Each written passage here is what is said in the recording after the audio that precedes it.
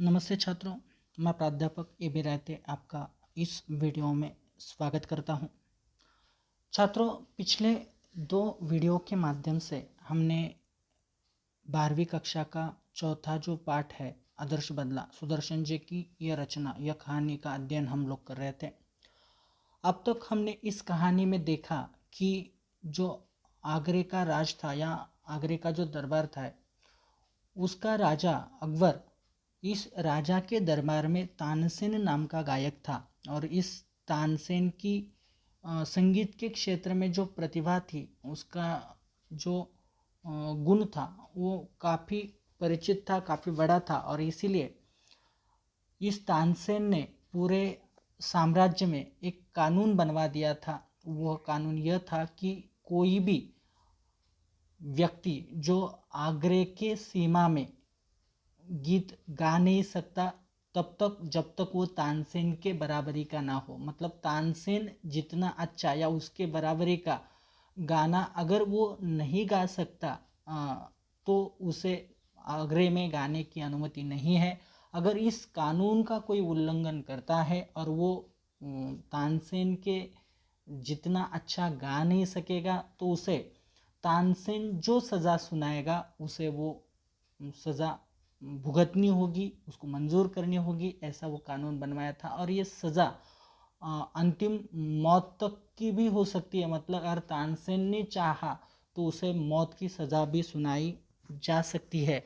और तो ये ऐसा जो कानून बनाया था, उस कानून के मुताबिक एक दिन एक साधुओं की मंडली उस आगरे नगर में आ गई और उस जगह पर वो गाने लगे। उन्हें उस कानून के बारे में कोई पता नहीं था, तो सिपाहियों ने उन्हें पकड़ा, अकबर के पास या दरबार में उसे पेश किया गया। और जैसे ही तानसेन ने उनसे कुछ संगीत के बारे में सवाल पूछे, वह उनके जवाब नहीं दे सके और वो उस तरह से उन्हें उतना ज्ञान न होने के कारण तानसेन ने उन्हें मौत की सज़ा सुनाई। सभियों को मौत की सज़ा सुनाई, बस एक 10 साल का बच्चा छोड़ दिया गया, उस पर दया दिखाई गई। ये बच्चा जब वनवास अपने वन में, मतलब अपने कुटिया में, जंगल में आ गया तो अपने पिता के मौत की सज़ा या उनकी मृत्यु की बात सुनकर या वो देखकर बहुत दुखी था, रो रहा था। उसी समय हरिदास नाम के एक साधु, एक व्यक्ति, एक गुरु उस बच्चे के पास आ गए, जिस बच्चे का नाम बैजू था। उस बच्चे के पास आ गए, उन्हें समझाने लगे, फिर भी वो रोया जा रहा था। तो उस समय हरिदास जी ने उसे समझाया कि तुम्हें बदला लेना है, प्रतिशोध लेना है।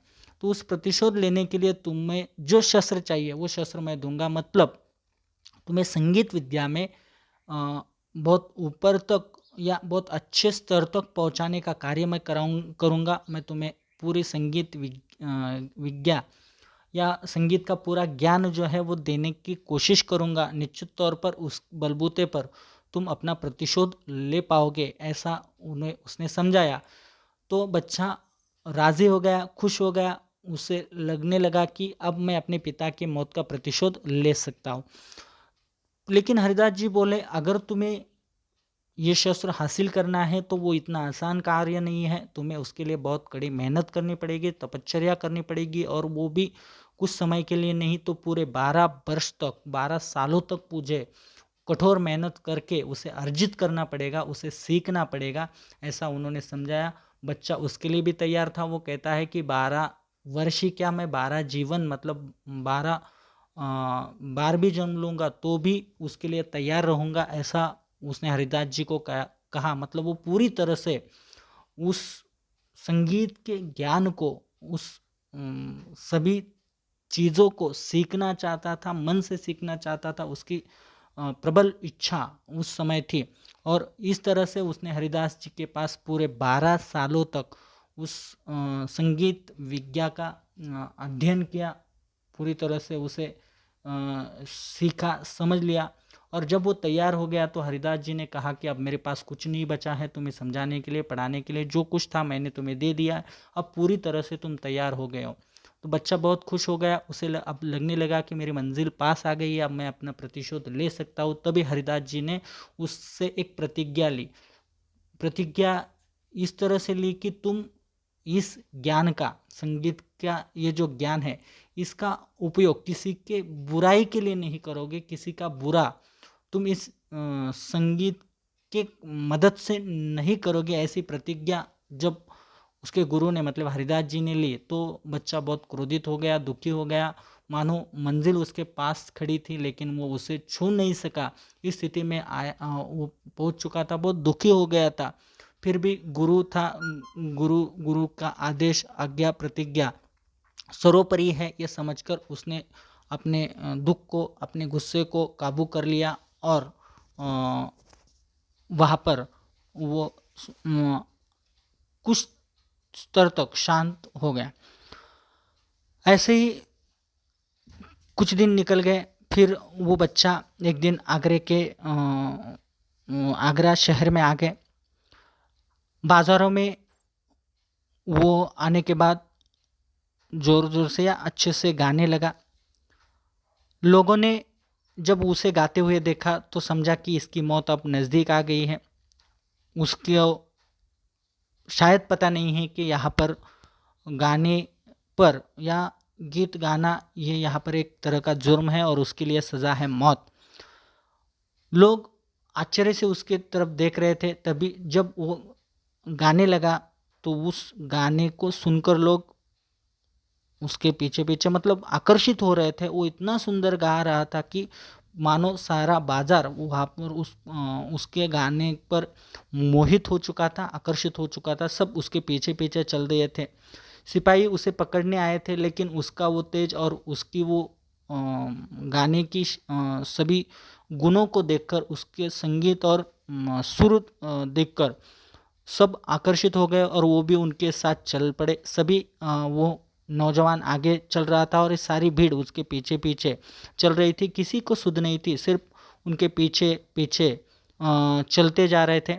और चलते चलते ये सभी के सभी भीड़ जाकर पहुंची तानसेन के घर के सामने। और जब तानसेन के घर के पास पहुंचे तो उसने गाना बंद कर दिया। सब जो शांत थे या सब जो उस धुन में मस्त थे, लीन थे, वो यकायक बाहर आ गए और उन्हें शायद पता भी नहीं चला था कि हम कहाँ थे। जब उन्होंने देखा कि हम सब तानसेन के घर के सामने हैं तो मानो सबको लगा कि इस नौजवान के सिर पर तो मौत सवारी है, साथ ही साथ हमें भी उसका हर्जाना भुगतना पड़ेगा। इसीलिए वो वहाँ पर मतलब डरे हुए थे। सिपाही भी एक तरह से उन्हें लगा कि ये क्या हो गया। तभी तानसेन बाहर आ गया। तानसेन से वो नवयुवक चर्चा करने लगा। उन्होंने नवयुवक ने कहा कि मैं आपसे मुकाबला करना चाहता हूँ। तानसेन हंसकर कह रहा था कि शायद इसकी भी मौत आ गई है। तो वो तैयार हो गया लेकिन उसने कहा कि तुम्हें नियम तो पता है ना, मतलब यह जो मुकाबला तुम करोगे अगर हार जाओगे तो तुम्हें मौत की सज़ाएं सुनाई जाएगी, ऐसा ये नियम है, ये तुम्हें पता है ना। तो नवयुवक भी हंसकर कहा कि मुझे पता है और मैं जीने की कोई चाह नहीं रखता, अगर हार भी जाऊँ तो मरने का मुझे कोई गम नहीं है, ऐसा उसने कह दिया। तो ये सभी होने के बाद सिपाहियों ने तुरंत ही उस नवयुवक को पकड़ लिया, नौजवान को पकड़ लिया और भीड़ को तितर बितर करने के बाद उस नवयुवक को अकबर के दरबार में पेश किया गया। और अकबर के दरबार में पेश करने के बाद उस पर एक तरह का मुकाबला या मुकदमा चला। तो दरबार के सामने इसने कहा कि मैं तानसेन के साथ मुकाबला करना चाहता हूँ। दरबार ने उसकी शर्तें मंजूर कर ली या उसे मुकाबले का मौका दिया गया, लेकिन उसे समझाया गया अगर तुम हार जाओगे तुम्हें तानसेन जो सज़ा देगा मतलब मौत की सज़ा देगा तो भी उसे स्वीकारना पड़ेगा। अगर तानसेन हार गया तो तुम तानसेन को जो सज़ा सुनाओगे वो तानसेन को स्वीकारनी होगी। इस तरह का ये नियम तय हुआ। नौजवान साधु ने सभी शर्तें, सभी नियम मंजूर कर लिए। दरबार ने उस समय मतलब अकबर ने आज्ञा दी कि कल प्रातःकाल तक तुम सिपाहियों की हिरासत में रक्षा में रहोगे। और उस समय तक ये प्रसंग वहाँ पर इस कहानी का ख़त्म होता है। यहाँ तक का भाग जो है हमने पिछले वीडियो के माध्यम से देखा था। आगे का भाग का अध्ययन इस कहानी का आगे का जो भाग है आज हम करने वाले हैं। देखिए आगे क्या होता है। सूरज भगवान की पहली किरण ने आगरे के लोगों को आगरे से बाहर जाते देखा। सूरज भगवान की पहली किरण मतलब सुबह हो गए, प्रातःकाल के पहले किरण जैसे ही निकली, सूर्योदय जैसे ही हुआ, तो आगरे के जो लोग थे वो आगरे के लोग आगरे से बाहर जाते हुए देखा गया, मतलब वो निकल रहे थे। क्यों? क्योंकि ये जो मुकाबला था ये मुकाबला आगरे के बाहर के वन में होने वाला था और इसीलिए ये सभी लोग उस मुकाबले को देखने के लिए उत्साहित थे।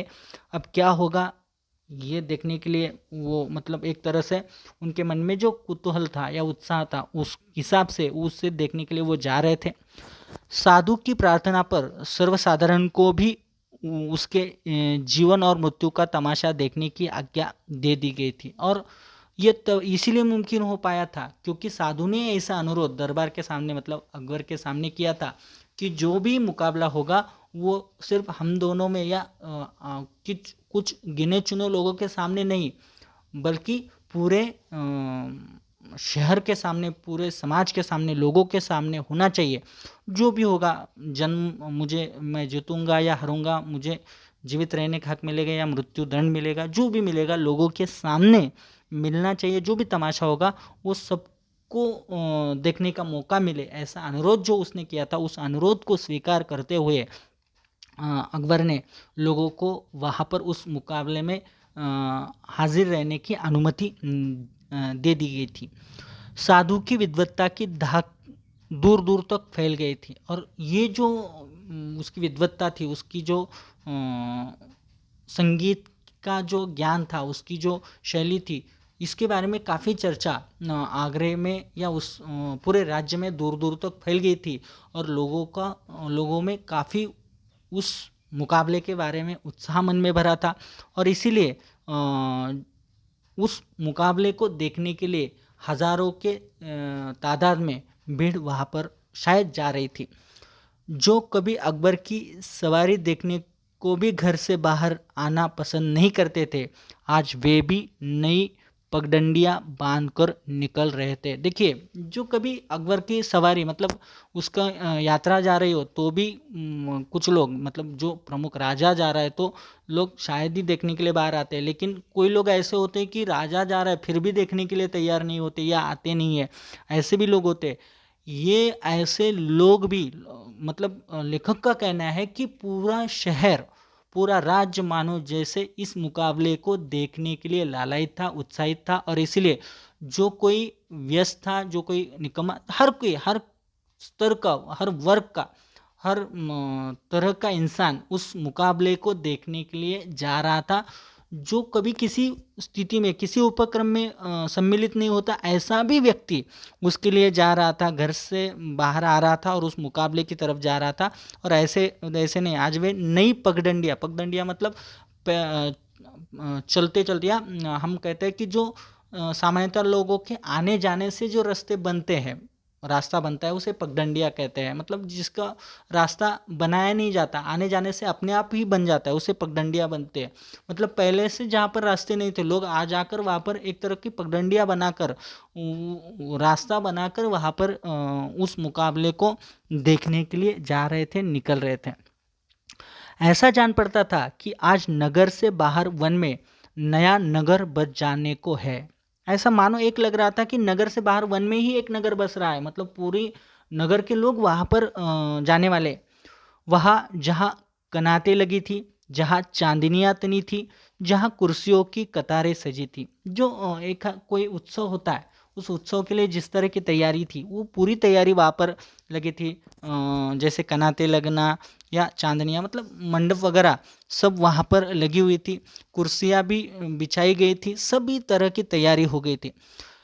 इधर जनता जो है वो भी बढ़ रही थी और उद्विग्नता और अधीरता से ज्ञान युद्ध के समय की प्रतीक्षा कर रहे थे। अब यहाँ पर दो चार महत्वपूर्ण शब्द आए हैं।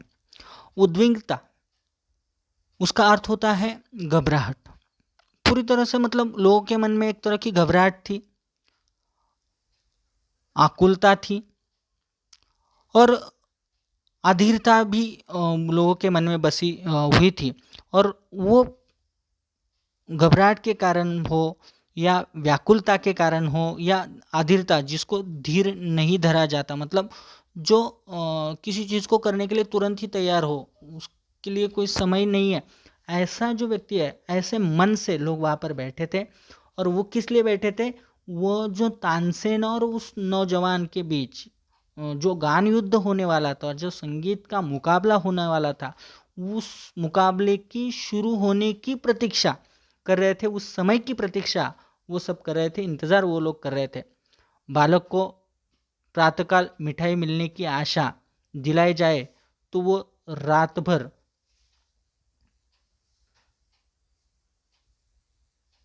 को कई बार उठकर देखता है कि अभी सूरज निकला है या नहीं। देखिए, जैसे कोई छोटा बच्चा होता है, उस छोटे बच्चों को मिठाई बहुत पसंद होती है, और जब उसे कहा जाएगा कि सुबह तुम्हें मिठाई मिलेगी, तो वो बच्चा उस मिठाई की मिलने की खुशी में, उस आशा में वो रात भर सोता नहीं, या जब भी उसे जिसकी नींद खुलती है तो वो सोचता है कि सुबह हुई तो नहीं है ना। उस तरह से जैसे आधीरता उस बच्चे में होती, उसी तरह की आधीरता शायद वहाँ पर बनी हुई थी। अ, उसके लिए समय रुक जाता है, मानो वो रात जो है, वो समय जो है वो कटता नहीं, उसी तरह की स्थिति वहाँ पर हो गई थी।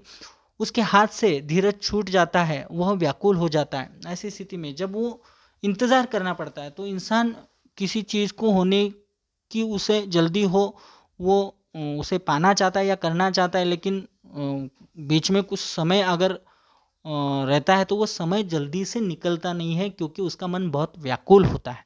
उसी तरह की स्थिति उस बच्चे की, उस नौजवान की थी। वो भी रात भर ये सुबह का समय कब आएगा, इस तरह की सोच में वो था। समय हो गया और अंततः जिस गान युद्ध का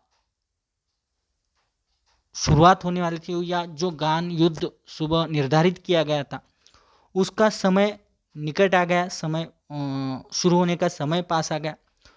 लोगों ने आंख उठाकर देखा, अकबर सिंहासन पर था, मतलब राजा अपने आसन को ग्रहण करके बैठा था। साथ ही नीचे की तरफ तानसेन बैठा था, उसके साथ ही तानसेन नीचे उसी प्लेटफॉर्म पर, या कह सकते हैं हम, या उस मुकाबले की जगह पर बैठा था। और सामने फर्श पर नवयुवक बैजू बावरा दिखाई देता था। देखिए, ऊपर अकबर बैठा था। ये प्रमुख अकबर के दरबार का एक प्रमुख गायक होने के नाते, और एक बहुत सम्माननीय व्यक्ति होने के कारण उसको कुर्सी पर बिठाया गया था, उसी जगह पर। और आगे फर्श पर नवयुवक बैजू को बिठाया गया था। उसके मुंह पर तेज था, उसकी आंखों में निर्भयता थी। देखिए, ये शायद फर्श पर बैठा था, नीचे बैठा था, उसको उतना सम्मान नहीं दिया गया था, फिर भी वो किसी दिए हुए सम्मान का भूखा नहीं था। उसके मुंह पर बहुत तेज था, प्रभाव था, और आंखें जो थी, उन आंखों में निर्भयता दिखाई देती, मतलब कोई डर नहीं था, कोई भय जो होता है इंसान में, क्योंकि पता है कि ये मुकाबला अगर हार जाए तो मुझे मृत्युदंड मिलने वाला है। ये सोच बस भर ही किसी के मन में डर उत्पन्न कर सकता है, लेकिन ये इतना कॉन्फिडेंट था, इतना विश्वास था खुद पर उसको, कि उसे पता है कि इस समय मैं हारने वाला नहीं हूँ, और इसीलिए उसकी आंखों में एक तरह की निर्भयता थी, कोई डर नहीं था। अकबर ने घंटी बजाई और तानसेन ने कुछ सवाल संगीत विद्या के बारे में बैजू बावरा से पूछे। तानसेन, मतलब मुकाबला शुरू हो गया, घंटी बजाई मतलब मुकाबला शुरू हो गया। और जैसे ही मुकाबला शुरू हुआ तो तानसेन ने शुरू किया कुछ सवाल संगीत विद्या के बारे में बैजू बावरा से पूछे। बैजू ने उचित उत्तर दिए और लोगों ने हर्ष से तालियां पीट दी। और अब ये तो संगीत विद्या में विद्वान बन ही चुका था, उसको तो काफ़ी अच्छी जानकारी थी, 12 सालों तक उसने उसके लिए मेहनत की थी, प्रयास किए थे, तो वो उस काबिल बना था। और इसीलिए जैसे ही उस तानसेन ने उससे सवाल पूछे, तो उसने तुरंत ही सही से, उचित से, मतलब सटीक जवाब जो है वो वहाँ पर दे दिया। तो जैसे ही लोगों ने देखा कि ये तानसेन का पूरा मुकाबला कर रहा है और पूरी तरह से निर्भय होकर पूरे उत्तर दे रहा है, तो लोगों को खुशी हुई, क्योंकि एक तरह से वो भी जानते थे कि तानसेन ने बनाया हुआ ये जो कानून था वो बहुत बुरा था, निर्दयी था, लोगों को मौत के घाट उतारने वाला था। तो लोगों को भी शायद ये पसंद नहीं था, इसलिए उस नौजवान के इस उत्तर को सुनने के बाद, उसकी वो जीत देखने के बाद लोगों में भी एक तरह की खुशी, हर्ष जो है वो फैल गया था, खुशी फैल गई थी, और वो उस खुशी के मारिया तालियां बजा रहे थे, तालियां पीट रहे थे। हर मुंह से जय हो बलिहारी बलिहारी की ध्वनि निकलने लगी। और जैसे ही लोगों ने देखा कि ये जीत रहा है, तो लोगों उसके बारे में उसकी एक तरह से प्रशंसा करने के लिए कह सकते हैं हम, या उसे एक तरह से बढ़ावा देने के लिए, उसे प्रोत्साहन देने के लिए, उसके लिए जय हो या बलिहारी बलिहारी की ध्वनि वहाँ पर लगा रहे थे। इसके बाद बैजू बावरा ने सितार हाथ में ली, और जब उसके पदों को हिलाया तो जनता ब्रह्मानंद में लीन हो गई। और ये पहला मुकाबला, एक तरह से हम ये कंपटीशन मान लीजिए, इस कंपटीशन का या इस मुकाबले का पहला पद था, या पहला अध्याय था, या पहला भाग था, हम कह सकते हैं। क्या था कि सवाल जवाब, उसमें तानसेन ने सवाल पूछे, बैजू बावरा ने जवाब दिए। अब मानो दूसरा राउंड, दूसरा भाग शुरू हो गया। उसमें क्या हुआ कि इसमें बैजू बावरा ने सितार हाथ में ली, और सितार हाथ में लेने के बाद उसके पदों को हिलाया, उसके तारों को जब हिलाया, तो उससे जो ध्वनि निकली, उससे जो संगीत निकला, वो इतना मधुर था, इतना उच्च कोटि का था कि उसके कारण जनता ब्रह्मानंद में लीन हो गई। अब ब्रह्मानंद में लीन होना मतलब अलौकिक अनुभव को प्राप्त करना, या अलौकिक आनंद का अनुभव करना। ये सर्वोत्तम खुशी हम जिस कह सकते हैं कि ऊंची स्तर की खुशी लोगों को वहाँ पर उसमें मिल रही थी। ये एक मुहावरा है, ब्रह्मानंद में लीन होना, उसका अर्थ होता है अलौकिक आनंद का अनुभव करना। तो यहाँ पर लोग अलौकिक आनंद का अनुभव कर रहे थे, पूरी तरह से खुशियों में डूब गए थे। पेड़ों के पत्ते तक निशब्द हो गए थे। देखिए कितनी शक्ति थी उसकी गान विद्या में। पेड़ों के पत्ते हिलना बंद हो गए थे, इतना अच्छा वो वहां पर गा रहा था। वायु तक रुक गई थी, बहने वाली हवा, वायु भी रुक गई थी। सुनने वाले मंत्र मुग्धवत सुधिहीन हुए सिर हिलाने लगे। जो भी सुनने वाले थे, हर कोई, हर इंसान मंत्रमुग्ध हो गया था उसमें, मतलब एक तरह से उसमें लीन हो गया था, उस अलौकिक धुन में पूरी तरह से लीन हो गया था, तल्लीन हो गया था। और उसी कारण मंत्रमुग्ध होकर सुधिहीन मतलब हम कह सकते हैं कि बेहोश, एक तरह से उनकी सुध वो खो चुके थे, वो बेहोश एक तरह से हो गए थे। उस धुन में लीन होकर, उससे जुड़कर सिर्फ अपने सिर जो है उस ताल के साथ हिलाने का काम कर रहे थे। उसमें पूरी तरह से वो घुल मिल गए थे। बैजू बावरे की अंगुलियां सितार पर दौड़ रही थी, और वो तो उसमें उतना हम कह सकते हैं कि प्रवीण था, इतना ज़्यादा उसका अध्ययन हुआ था कि मानो उस सितार पर उसकी उंगलियां, उस सितार की तारों पर उसकी उंगलियां जो है वो सिर्फ चल नहीं रही थी, दौड़ रही थी इतनी अच्छे से और तेज़ी से। वो उस संगीत का कार्य या ज्ञान जो है वो दर्शा रहा था, या गा रहा था, या उस संगीत विद्या पर अपनी निपुणता प्रदर्शित कर रहा था। उन तारों पर राग विद्या निछावर हो रही थी, और लोगों के मन उछल रहे थे, झूम रहे थे, थिरक रहे थे। अब देखिए, एक तरह से राग विद्या निछावर, एक तरह से पूरी तरह से वो अपने राग विद्या का प्रदर्शन वहाँ पर कर रहा था, उसकी निपुणता का, उसके गुणों का, क्षमताओं का, उसके ज्ञान का एक तरह से प्रदर्शन कर रहा था। और जब लोग ये देख रहे थे, जब ये लोग सुन रहे थे, तो खुशी के मारे लोग मन ही मन उछल रहे थे, झूम रहे थे, थिरक रहे थे। उसके साथ थिरकना मतलब नाचना, एक तरह से नाच रहे थे उस धुन में लीन होकर।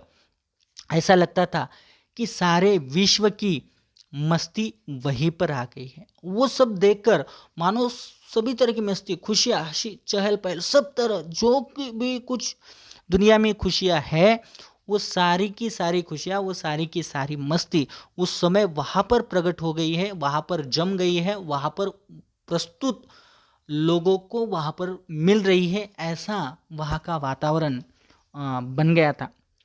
लोगों ने देखा और हैरान रह गए।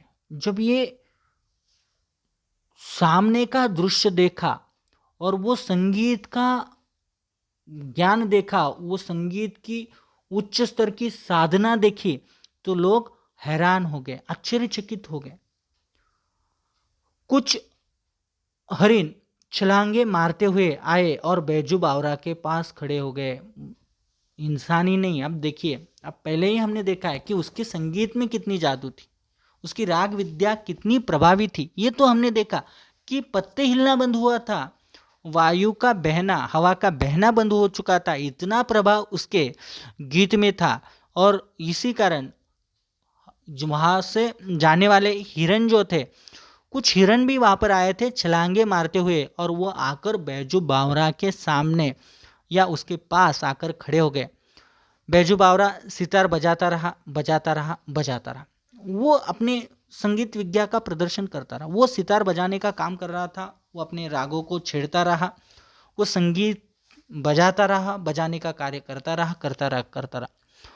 और वे हरिन सुनते रहे, सुनते रहे, सुनते रहे, मानो वो हरिन भी उसके श्रोता बन गए, वो भी उस संगीत के ज्ञाता बन गए, या वो भी उसके एक तरह से सुनने वाले बन गए।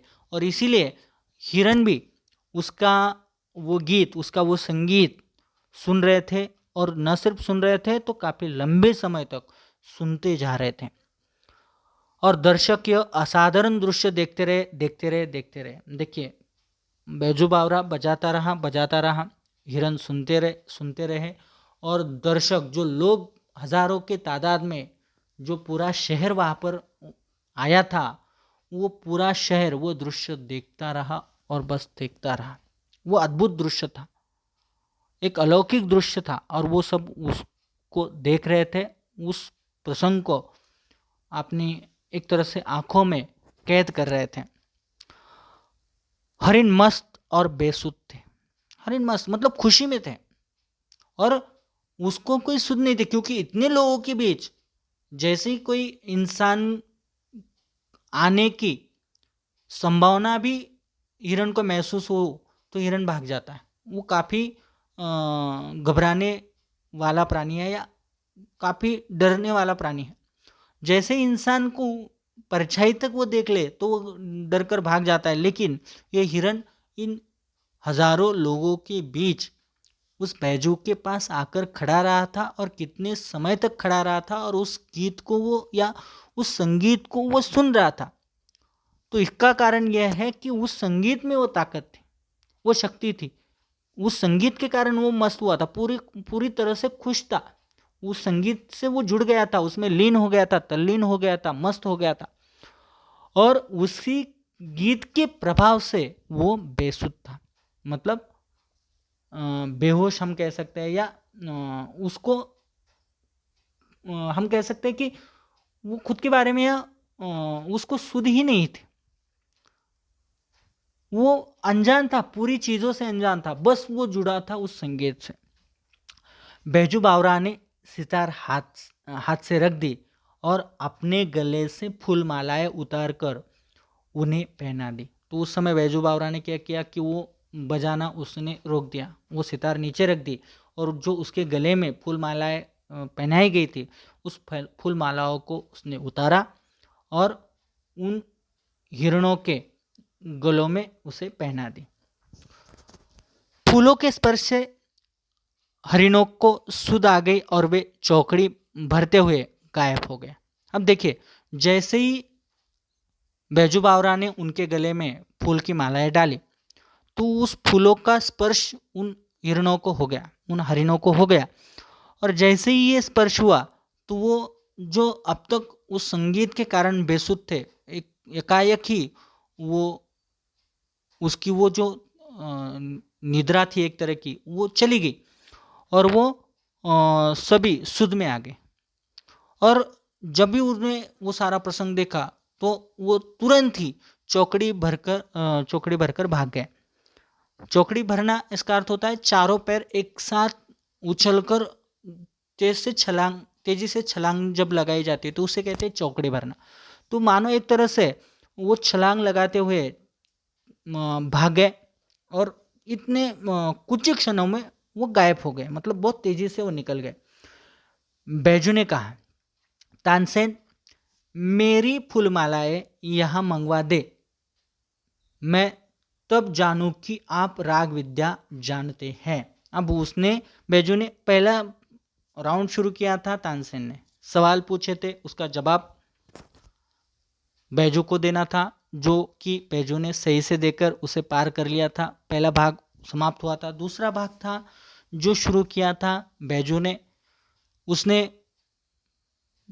बहुत अच्छे से सितार बजाया और सितार बजाते हुए उन हिरणों को अपने पास बुलाया और उनके गले में जो मालाएं डाली, वो मालाएं डालने के बाद वो भाग गए थे। अब उन्होंने कहा कि अगर तुम्हें जीतना है तो तुम्हें क्या करना होगा कि तुम्हें ये जो हिरण मैंने बुलाए थे अपने संगीत के बलबूते पर, वो आए, उनके गले में मैंने जो मालाएं डाली है, वो अब जो भाग गए, वो मालाएं जो मेरी गले से उनके गले में डाली थी, वही मालाएं मुझे वापस चाहिए। वो आपके पास जो संगीत का ज्ञान है उसका प्रयोग कीजिए।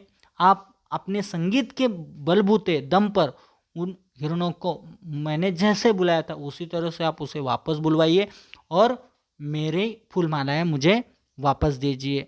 अगर आप ऐसा करने में सक्षम हैं, सफल होते हैं, तो मैं मान लूँगा कि आप राग विद्या जानते हैं और आप जीत जाएंगे। अन्यथा आप अगर ऐसा नहीं कर पाए तो आप हार जाएंगे। ये भाग इस राउंड का या इस भाग का दूसरा हम कह सकते हैं कि परीक्षा थी। तानसेन ने जब उसको ये चुनौती मिली तो तानसेन ने देखिए आगे क्या किया। तानसेन सितार हाथ में लेकर उसे अपनी पूर्ण प्रवीणता के साथ बजाने लगा। जो भी उसके पास जो भी उसका हम कह सकते हैं कि सबसे बढ़िया बेहतर ज्ञान था राग विद्या का, उसका उसने उपयोग किया और पूरी तरह से पूरी जी जान से प्रयास करके उसने उस सितार को बजाने की कोशिश की या बजाने लगा। ऐसी अच्छी सितार, ऐसी एकाग्रता के साथ उसने अपने जीवन भर में कभी भी नहीं बजाई थी। इस तरह की आज उसने ऐसी सितार बजाई कि मानो अब तक उसने ऐसी सितार कभी भी बजाई नहीं होगी। इस तरह से अच्छी सितार बजाई और पूरी एकाग्रता के साथ उसने बजाई, इतनी अच्छी बजाई। सितार के साथ वो आप सितार बन गया और पसीना पसीना हो गया और वो भी खुद मानो उस सितार का अंग बन गया, अंश बन गया। उस सितार के साथ वो खुद भी एक तरह का सितार ही बन गया और पूरी तरह से पूरी निष्ठा के साथ और एकाग्रता के साथ वो सितार बजाने का काम कर रहा था। और उस कार्य में जो श्रम, जो मेहनत उसको लग रही थी, उसके कारण वो पसीना पसीना हो गया, पूरी तरह से उसे पसीना आ गया।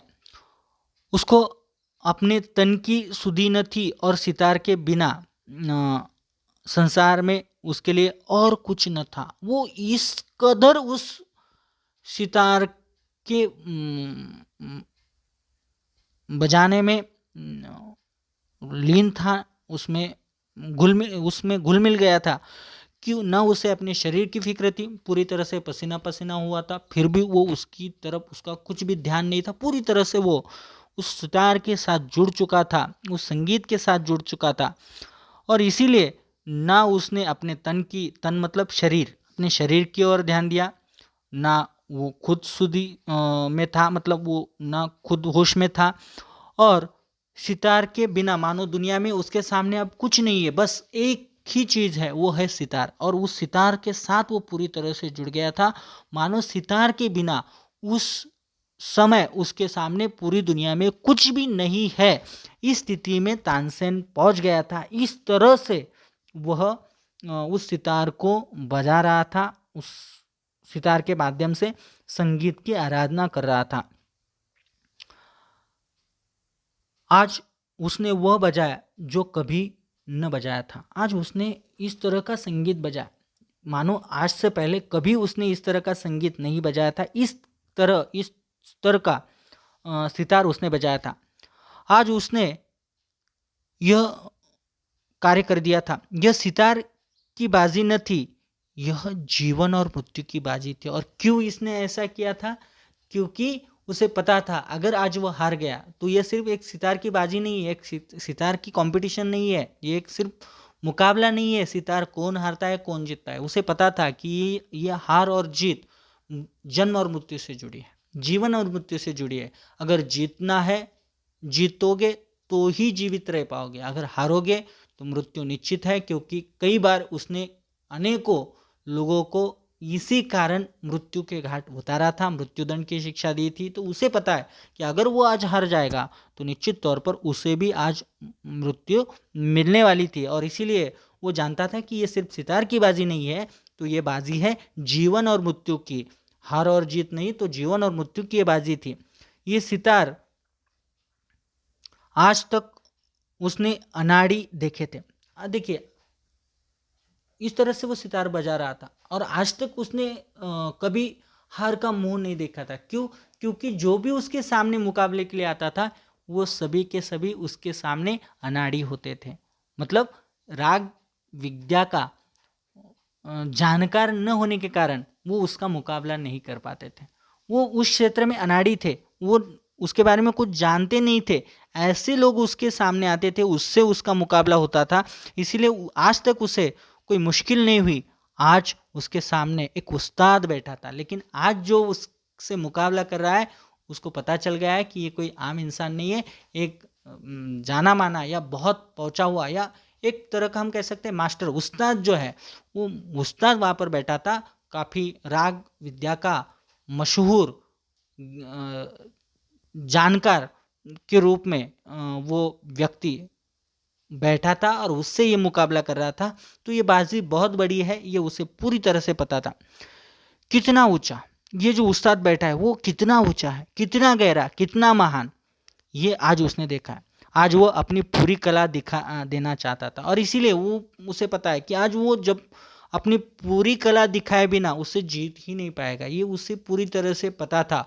और इसीलिए वो अपना हम कह सकते हैं कि पूरा जो कुछ ज्ञान है, जो कुछ उसके पास है संगीत के बारे में, वो पूरा जब दिखाएगा, पूरी बाजी लगाएगा, पूरी जी जान से उससे जुड़ जाएगा और वो पूरी मेहनत से करेगा तो ही ये संभव है, ये उसे पता था। और इसीलिए वो पूरी कला दिखाना चाहता था, पूरी तरह से वो प्रस्तुत करना चाहता था। आज वह किसी तरह भी जीतना चाहता था। क्यों? क्योंकि अगर हारोगे तो मृत्यु निश्चित है। इसीलिए वो किसी भी तरह पूरी मेहनत से या पूरी जी जान लगाकर किसी भी तरह वो जीतना ही चाहता था। आज वह किसी भी तरह जीते रहना चाहता था, सिर्फ जीतना नहीं, क्योंकि उस अगर वो जीतता है तो ही वो जिंदा रह सकता है। और इसीलिए किसी भी तरह वो जीते रहना या जिंदा रहना चाहता है।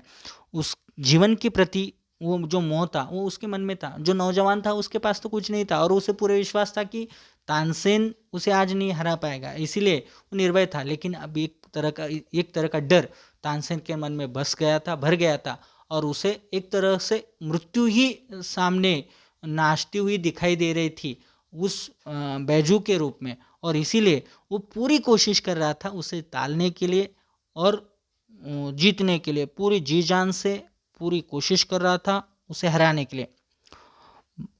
इस तरह से मुकाबला चल रहा था। बहुत समय बीत गया। ये पूरी कला, पूरा प्रदर्शन, पूरी मेहनत, अपने पास जो कुछ है उस सब का इस्तेमाल करके बहुत समय से तानसेन सितार को बजा रहा था। बहुत समय बीत गया, सितार बजती रही। बहुत समय निकल गया, सितार का बजना चल रहा था। पूरी कौशल के साथ तानसेन ये काम कर रहा था। अंगुलियां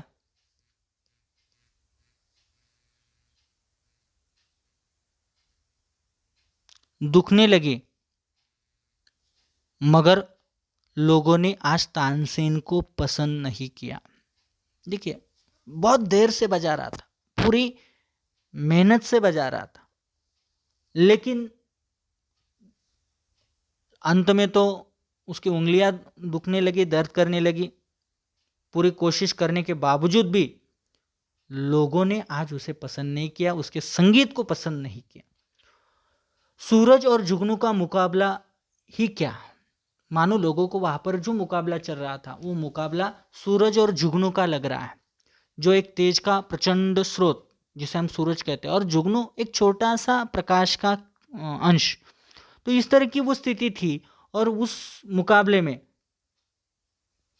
शायद वहां पर बैजू था, वो सूरज लोगों को दिख रहा था और तानसेन जो है वो आज जुगनू लग रहा था। आज से पहले उन्होंने जुगनू देखे थे, लेकिन आज से पहले तानसेन वो सूरज की रूप में रहता था और जो भी कुछ उसके सामने रहते थे वो जुगनू के समान प्रभाव दिखाते थे। लेकिन आज स्थिति कुछ अलग थी। आज उन्होंने देखा, आज उन्होंने सूरज देख लिया था। आज तानसेन के सामने जो बैठा था वो सूरज था, आज तानसेन सूरज नहीं था। इससे पहले जो आते थे वो तानसेन के सामने जुगनू बन जाते थे, लेकिन आज तानसेन उस नवयुवक के सामने, नौजवान के सामने एक तरह से जुगनू बन गया था। आज मानो वो नौजवान, लोगों ने देखा कि वो सूरज के समान चमक रहा था। बहुत चेष्टा करने पर भी जब कोई हिरन या हरिन न आया तो तानसेन की आंखों के सामने मौत नाचने लगी। बहुत चेष्टा, चेष्टा करता होता है प्रयास, बहुत कोशिश, बहुत प्रयास किया उसने, काफी मेहनत मशक्कत की, काफी प्रयास किए, काफी चेष्टा की, सब कुछ लगाया, हर तरह का प्रयास उसने किया। अंत में तो उसकी उंगलियां तक दर्द करने लगी। लोग भी अब उसका साथ छोड़ चुके थे। सभी स्थितियों में एक तरह से वो पराजित हो गया था। सब कर रहा था, सब तरह के प्रयास करने के बावजूद भी जो शर्त उसके सामने थी या जो उसे करना था वो नहीं कर पाया था। उसे करना था उन हरिन को, उन हिरणों को वापस बुलाना और उसके पास से वो मालाओं को वापस लेना। एक तरह का वो टास्क था वहां का, वो नहीं कर पाया था। और जब ये उसने देखा कि ये मुझसे नहीं होगा तो उसने समझ लिया कि आज मेरी मौत निश्चित है। मौत उसके सामने नाचने लगी, मतलब उसको मौत दिखने लगी। उसे पता चल गया कि अब मैं इस मुकाबले को हार रहा हूं और मुझे अब मृत्युदंड मिलना ही मिलना है। जैसे मैंने आज तक कितनों को दिया है उसी तरह की स्थिति आज मेरे होने वाली है, उसे पता चल गया। देह पसीना पसीना हो गया। देश मतलब शरीर, उसका शरीर पसीना पसीना हो गया, मतलब पूरे शरीर को पसीना आ रहा था। डर उसके मन में बच गया था। मौत उसके सामने दिख रही थी उसे अभी, और उसके कारण वो पूरी तरह से पसीने से भीग गया था। लज्जा ने मुखमंडल लाल कर दिया था। एक तरह से आज तक जो शान से, जिस हैसियत से लोग के सामने वो जाता था, आज वो पूरी मिट्टी में मिल गई। उसकी वो सारी शान आज मिट्टी में मिल गई। आज सारे लोगों ने उसे हारते हुए देखा था या हारते हुए लोग देख रहे थे। तो मानो इस तरह जो अपनी राग विद्या का प्रदर्शन करता हो, अपने खुद को ही श्रेष्ठ समझता हो, सारी दुनिया में मानो उसके जैसा कोई नहीं है, ऐसा वो दर्शाता हो। और आज जब एक नौजवान से वो हारता है, एक सन्यासी से, एक साधु से जब वो हारता है, तो शायद ही उसकी लज्जा, शर्म जो है, उस शर्म के कारण उसका मुखमंडल, मतलब उसका चेहरा जो है लाल हो जाता है। इस तरह की स्थिति में तानसेन पहुंचा। आखिर खिसियाना होकर बोला, वे हरिन अचानक इधर आ गए थे, राग की तासीर से न आए थे। हिम्मत है तो अब दोबारा बुलाकर दिखाओ। अब देखिए, हम कहते हैं ना, नाचना जाने आंगन टेढ़ा। अगर कोई इंसान अपने काबिलियत पर, अपने दम पर कोई चीज़ नहीं कर पाता है तो वो अलग अलग या दूसरी स्थितियों को दोष देता है, परिस्थितियों पर दोष देने का कार्य करता है। उसी तरह की स्थिति, अब तो उसके सामने कोई मार्ग ही नहीं बचा था। अब क्या करे, वो तो हार रहा था, वो उसने देखा है कि अब मैं हार रहा हूँ, मुझसे ये नहीं होगा। तो इस स्थिति में अब क्या कर सकते हैं, तो उसने बहाने बनाना शुरू कर दिया। उसने पहले कहा कि ये जो हुआ है, खिसियाना होकर, चिढ़कर उसने बोला कि ये जो हरिन आए थे ना, ये तुमने नहीं बुलाए थे, वे हरिन अचानक इधर आए थे, ये अपने आप अचानक ही आ गए थे, राग के तासीर से नहीं। राग के तासीर का अर्थ होता है प्रभाव या परिणाम। ये आपके संगीत के, आपके राग के, आपके सुर के प्रभाव से नहीं आए थे, उसके परिणाम से नहीं आए थे, उसके कारण नहीं आए थे, वे अपने आप अचानक आ गए थे। वो अपने रास्ते जा रहे थे और उसने ये देखा और इसलिए वो आ गए थे। इसीलिए आपके प्रभाव से वो नहीं आए, ऐसा उसने कह दिया, क्योंकि उसने पूरी कोशिश करने के बाद भी वो नहीं आए। तो उसका मानना था कि ये संगीत के कारण नहीं आ सकते, ये अपने आप ही आए थे, ऐसा उसने बहाना बना दिया। और उसने आगे शर्त रख दी, अगर हिम्मत है, अगर आप कह सकते हो कि आपके संगीत की तासीर की वजह से, प्रभाव की वजह से, कारण से आए हैं, तो आप फिर दोबारा ऐसा कर सकते हैं। तो आप अपने संगीत की वजह से वापस उन्हें दोबारा बुलाकर दिखाओ, तो मैं मानूं कि आप सच में आपके संगीत की वजह से वो आए थे। हिम्मत है तो वो करके दिखाओ। बैजू बावरा मुस्कुराया और धीरे से बोला, बहुत अच्छा, दोबारा बुलाकर दिखा देता हूँ। बैजू बावरा ने देखा कि ये जो हुआ, बैजू बावरा ने तानसेन की बात जब सुनी तो उसे पता चल गया कि तानसेन बहाने बना रहा है, इसलिए वो मुस्कुराया और धीरे से बोला, बहुत अच्छा, ठीक है, मैं दोबारा बुलाकर दिखा देता हूँ। आपने जो कहा है वो फिर से कर लेता हूँ, पहले भी एक बार बुलाया, आपको विश्वास नहीं है तो मैं फिर से वो चीज़ वापस करके दिखाता हूँ। यह कहकर उसने फिर सितार पकड़ ली, और ये कहकर उसने क्या किया, फिर से वो सितार उसने पकड़ ली, हाथ में ली, और एक बार फिर संगीत लहरी वायुमंडल में लहराने लगी, और फिर से वो सितार बजाने लगा। मतलब वो सितार बजाने से उसके माध्यम से जो संगीत निकला, वो संगीत की लहरियाँ, ध्वनियाँ वायुमंडल में, वातावरण में फैलने लगी, लहराने लगी। फिर सुनने वाले संगीतकार की तरंगों में डूबने लगे। फिर वो वातावरण फिर से वहाँ पर तैयार हो गया, फिर उस संगीत के लहरों में सब डूब गए, उससे जुड़ गए। हरिन बैजू बावरा के पास फिर आ गया, और जिस तरह से उसने कहा था कि ये मेरे संगीत के प्रभाव के कारण आए हैं, फिर उसने उस संगीत के माध्यम से ही उस हरिन को, उन हिरणों को बैजू बावरा ने अपने पास बुला लिया।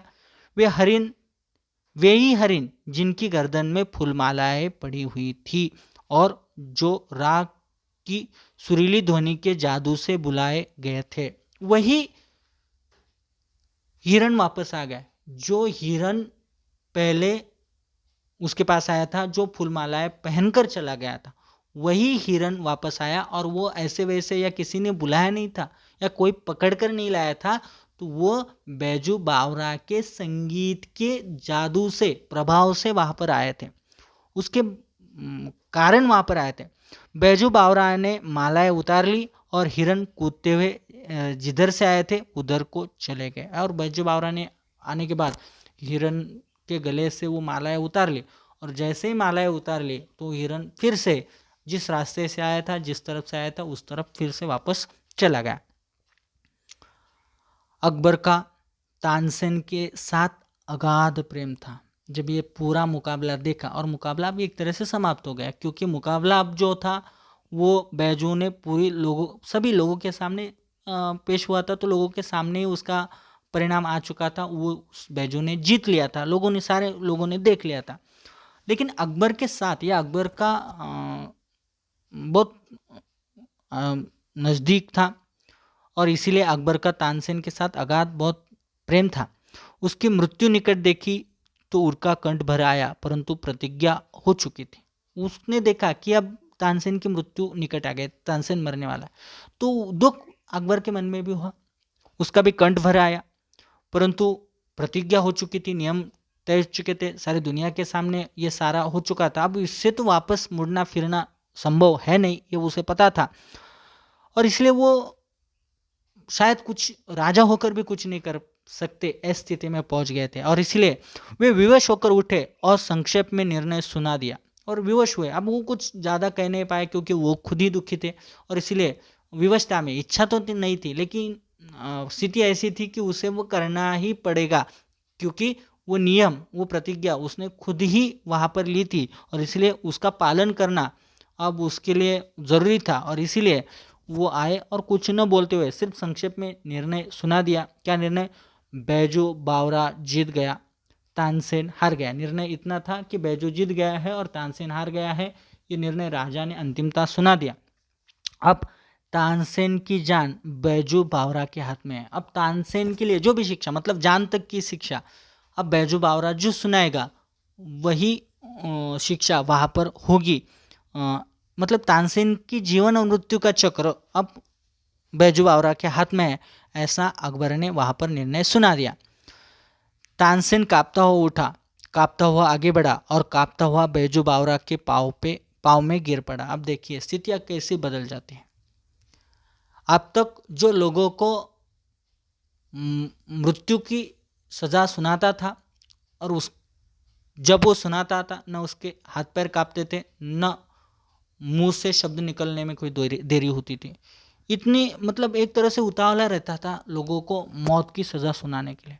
आज वही तानसेन डर के मारे कांप रहा था, और ऐसे ही कांपते हुए वो उठा और कांपते हुए ही आगे बढ़ा और बैजू बावरा के पैरों पर गिर पड़ा। किस लिए? जान की भीख मांगने के लिए। आज तक उसने जो कभी नहीं किया था, आज उसे वह करना पड़ा। वह जिसने अपने जीवन में किसी पर दया न की थी, इस समय दया के लिए वह गिड़गिड़ा रहा था और कह रहा था, मेरे प्राण न लो। आज तक किसी पर कभी भी इस तानसेन ने दया नहीं दिखाई थी। वही तानसेन आज दया के लिए गिड़गिड़ा रहा था, प्रार्थना कर रहा था, झुक रहा था और प्राण न लेने के लिए दुआई दे रहा था। इस तरह की स्थिति उस पर आ गई थी। बैजू बावरा ने कहा, मुझे तुम्हारे प्राण लेने की चाह नहीं। बैजू बावरा ने सुनाया कि मुझे तुम्हारे प्राण लेने की कोई चाह नहीं, इच्छा नहीं है। क्यों?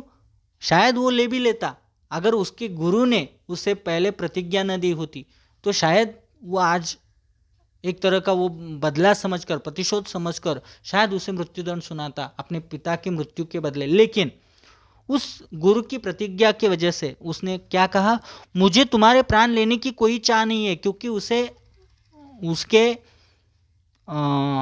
राग विद्या के कारण किसी का बुरा नहीं करना है, ये उसने प्रतिज्ञा ली थी। और इसीलिए वो कहता है कि मुझे तुम्हारे प्राण लेने की कोई चाह नहीं है, कोई इच्छा नहीं है। तुम इस निष्ठुर नियम को उड़वा दो कि जो कोई आगरे की सीमा के अंदर गाए, अगर तानसेन के जोड़ का ना हो तो उसे मरवा दिया जाए। तुम उस नियम को बदला दो, उड़ा दो या उसे निकाल दो। कौन सा नियम? जो आगरे के सीमा के अंदर गाता है लेकिन वो तानसेन के जोड़ का न हो तो उसे मृत्यु की सजा जो सुनाई जाती है, उस नियम को तोड़ डालो। हर किसी को गाने की या संगीत विद्या का अध्ययन करने की, प्रयास करने की यहाँ पर आज़ादी होनी चाहिए। इस तरह से तुम इस निष्ठुर नियम को उड़वा दो, निकलवा दो इस राज्य से, ऐसा बैजू ने कहा। अकबर ने अधीर होकर कहा, यह नियम अभी इसी क्षण से उड़ा दिया जाता है। अकबर तो मानो एक तरह से सुनने के लिए तैयार था, क्योंकि बहुत स्नेह था उसका तानसेन के साथ, और जो छोटी सी भी उम्मीद अगर उसे तानसेन को बचाने के लिए मिलती है तो उसे तुरंत ही एक तरह से तैयार हो जाएगा। इस तरह की स्थिति में होता, और इसीलिए उसने कोई क्षण का विलंब न करते हुए उन्हें तुरंत कह दिया कि यह नियम जो तानसेन ने बनवाया है, उस नियम को अभी इसी क्षण से उड़ा दिया गया है। तानसेन बैजू बावरा के चरणों में गिर गया और दीनता से कहने लगा, मैं यह उपकार जीवन भर न भूलूंगा। तानसेन तभी बैजू बावरा के चरणों में गिर पड़ा, उसके सामने झुक गया और दीनता से, विनम्रता से, गरीब की भांति हम कह सकते हैं, क्योंकि आज तक उसने ऐसा कभी नहीं किया था, आज वो कर रहा था।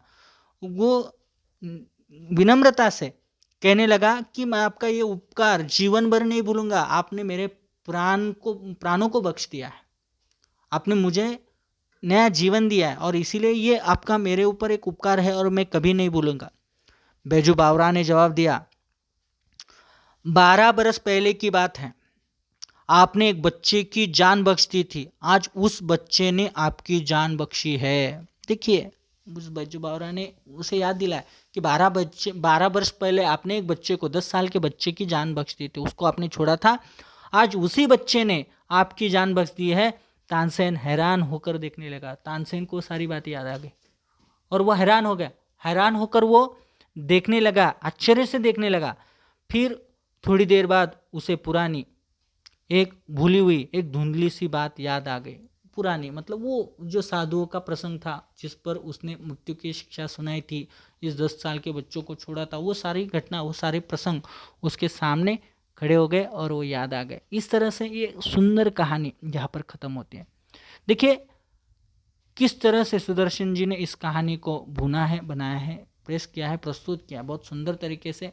प्रतिशोध तो लिया लेकिन अच्छी तरह से लिया, आदर्श बदला हम कह सकते हैं। जो समाज के लिए घातक रीत थी, नियम था, शर्त थी, कानून था, उसके तोड़कर उसने अपना जो प्रतिशोध था, अपना जो बदला था वो लिया और इसीलिए इस कहानी को उन्होंने आदर्श बदला ये शीर्षक दिया है।